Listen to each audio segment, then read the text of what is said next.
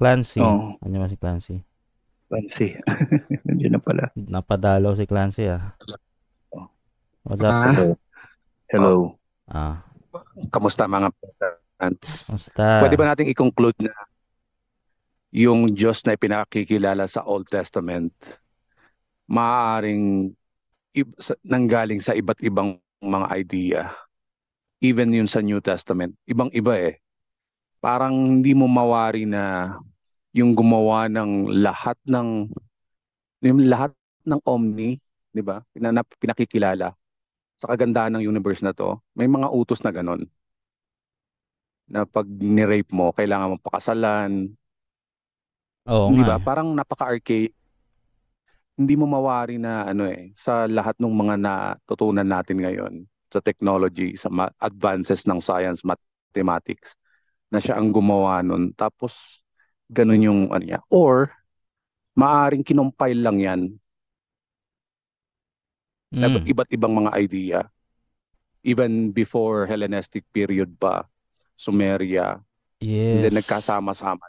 Amalgamation. Yes, chop suey. Yan ang Chapsuy. original na Yes. chop suey. Pasa-pasa. Di ba?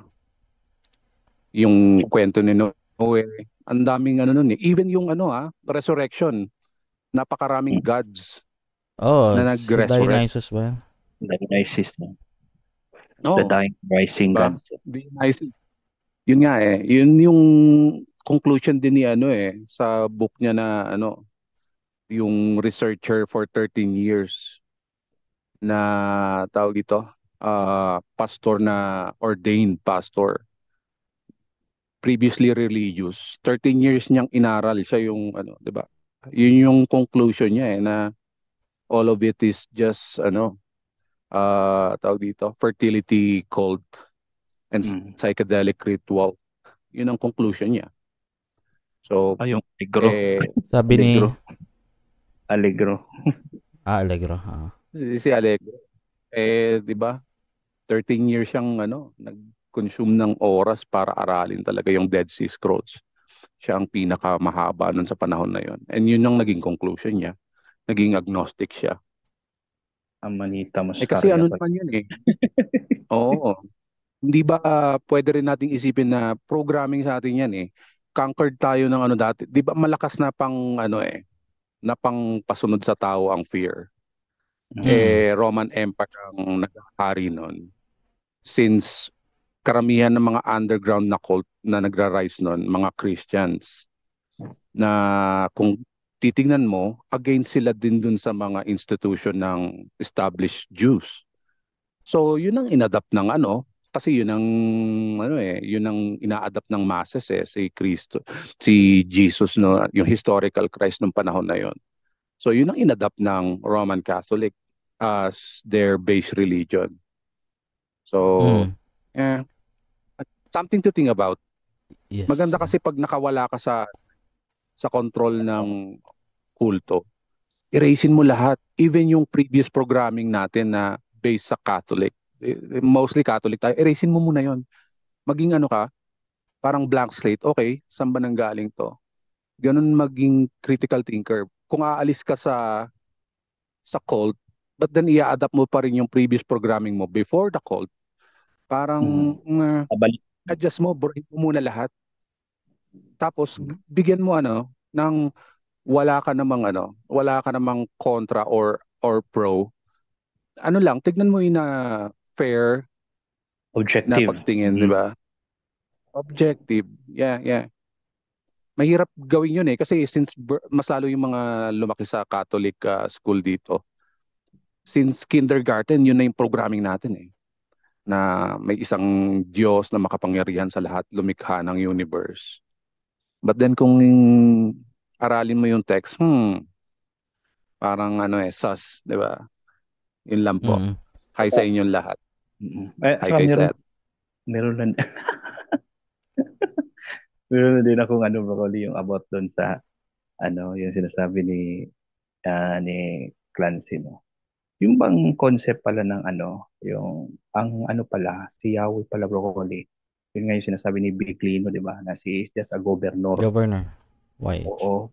Ang concept pala talaga kung titingnan mo sa Bible, 'di ba alam naman natin na yung Yahweh galing lang din yan doon sa pantheon. Kumbaga grupo sila, puro sila Diyos lahat. Kayo Ah, na galing siya. So, kumbaga, yung Yahweh, siya yung governor, siya yung tagapamahala o siya yung kumbaga siya yung God na pambato ng Israel. Mm. Doon naman sa ibang bansa, alwa sa Kanaan, iba naman yung kanilang Diyos doon. Mm. Pero lumalabas nga, ang naggigera nga talaga dyan, labanan ito ng mga Diyos Bangoli. Oo. Ganun ang kanila, gera-gera. Tapos siyempre, kung ang binabasa nga natin ay ang Bible, which is aklat ng mga Hudyo, Jewish literature, siyempre Mm. favor sila lahat, 'di ba? Ang tawag nga nila doon sa ibang mga Diyos ng ibang tribo dinidemonize nila at dinodog show nila yung yung pangalan Bokoli kagaya ng Baal, yung word na Baal. Oo. God din yun, pareho yun ni Yahweh, kumbaga magkapareho sila na Diyos. Pero kumukalaban nga nila, kumbaga binababoy nila yung pangalan ni Oo, Baal. hindi tunay na Diyos yan. Diyos-Diyosan yan. Si Nanggawa nila Asherah din. from Baal-Sibul, Ginawang Beelzebub. ginawang Beelzebub, which means Demonyo na. the Lord of Lies, Lord of Lies. And later on, sa panahon ng Kristiyano, ginawa na siyang prinsipe ng mga demonyo. So, alam mo na, di ba, yung usual na narrative. Siyempre, kayo ang sumulat, pabor sa inyo yun. I-demonize nyo yung Diyos ng ibang lahi kasi kalaban nyo. Pero actually, yun pala yun. Ang domain lang ni Yahweh Bacol is sa Israel. Wala siyang pakialam doon sa domain ng kung ano man yung Diyos na sinasamba Yes. ng mga Neo, Amoreo, ganun. Iba-iba sila ng Diyos. Pero actually, sila-sila din yan. Kumbaga, meron na silang sarili-sariling teritoryo. Kumbaga, territorial yung sovereignty. Yun ang masabi Okay. ko. May question ako kay Clancy. Pero basahin ko muna to. Resurrection myths often carry symbolic meanings related to the natural cycles of life, death, and renewal, reflecting the universal human desire for hope, regeneration, and life beyond death. Which is nature ng taong isipin na magkaroon ka ng hope. And may mga buhay na walang hanggan. Clancy, may question ako. Andiyan ka pa? Clancy? Yes. So, ikaw ay naglalakbay ngayon, no? Nomad ka. Saan ka nakarating? You saw the beauty of life. Kasi naalala ko si Dark Knight. He is still atheist because nakikita niya yung paligid niya na, putya, kung walang Diyos, saan galing to lahat? Ang ganda ng kapaligiran. So, ang tanong ko sa'yo, sa mga nakita mo, ang ganda ng mundo, anong belief mo ngayon? Meron bang gumawa niya? O pantheist ka na ba? No. Hindi ko rin alam. Hindi ako atheist Agnostic. para lang dun sa mga. Pero hindi ko dinideny or wala akong belief system na kung ano yung magkakaiba na kasi ang pag sinabi kasi yung Diyos, meron na agad tayong programming na may isang Deity. Diyos na gumawa ng lahat. Oo, may deity agad kasi yun yung programming natin since bata pa tayo Ako for a while naging atheist, naging almost nihilist nga ako nung natutunan ko kung paano talaga gumagana yung world system Pero but now optimist ako sa world lahat even medyo high ako sa love ngayon. I would say that. In terms of Nice. naman, Ganda. hindi ako atheist. Mm. Maaaring napunta ako sa rabbit hole na nung nagkaroon ako ng existential crisis dahil nga sa trauma ng cult. Ni-research ko talaga kung ano yung paano sila nagkaroon ng idea ng God. So, parang may idea ako dun sa mga early philosophers, early Christians kung bakit sila nagkaroon ng idea ng God. So, kung bakit yung mga Buddhists nakaka-achieve ng enlightenment, ng nirvana, yung mga monk, mga ancient monk. So, may idea ako dun sa God nila. And then so hindi ko wala akong wala akong belief system sa any deities. Most of it Ah, kailangan lang nilang ilagay sa sulat kung ano yung idea nung God. Parang kung ano yung siguro yung interpretation, mga personal interpretation ng mga tao noon. Pero ako, optimist na ako sa ngayon, sa mundo. nice. Karamihan ng tao. Yeah.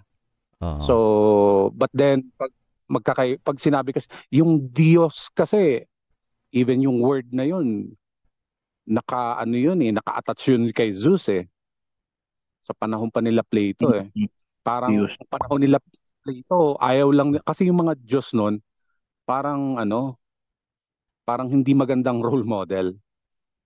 Oo. Recently lang naman nagkaroon yung idea ng monotheism Sa panahon nila Oo. Plato, sobrang daming Diyos.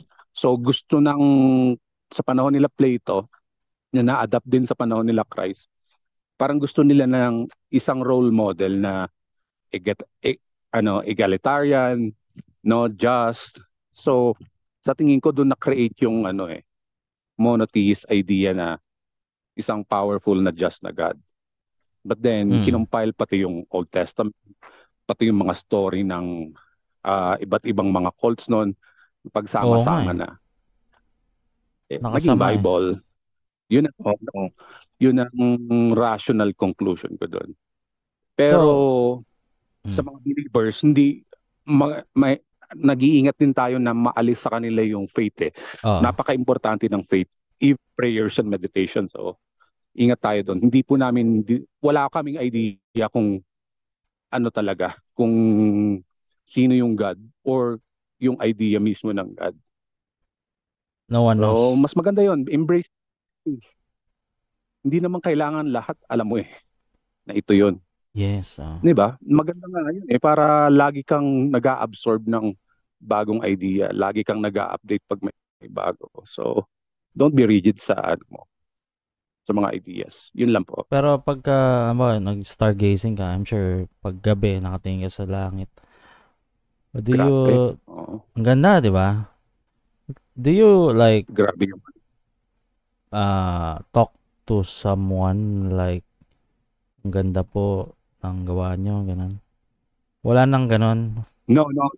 Nag-aano ako. Ang meditation ko or prayer sa iba, sinasamahan ko ng pragmatic approach, breathing exercise. And then after the Nag-internalize day, ka. parang kasi yan may tinatawag na merong scientist not sure kung doctor or scientist, si Abigail Schreier, na kung halimbawa, kaya again siya dun sa tawag dito, yung mga shrink or therapists na overly lagi mong sinasabi yung problems mo. So, at the end of the day, mag-meditate ka, breathing exercise, which is very useful. Tapos isipin mo lahat ng thankful ka. Parang nai-rouse mo yung araw, ang ganda ng Oo. nature.